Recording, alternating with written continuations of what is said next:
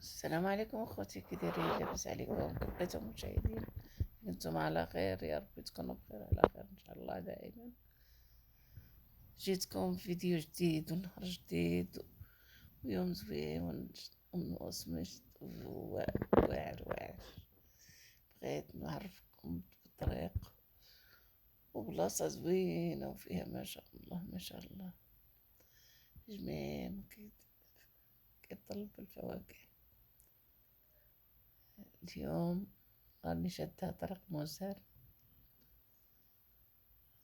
يلا تزوروا معايا موزار ونمشيو التفاح ونشريو اللي لقيناه تما ونرجعو ان شاء الله انا وياكم اخوت. مرحبا بكم معايا، كنتمنى ما تبخلوش عليا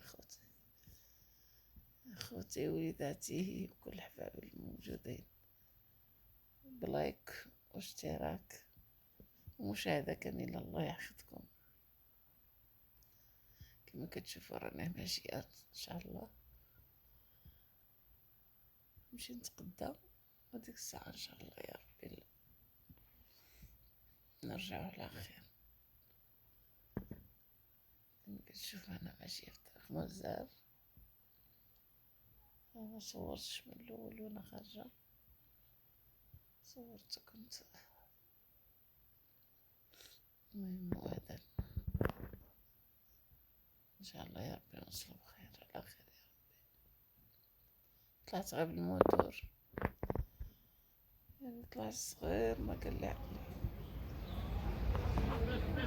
تفاح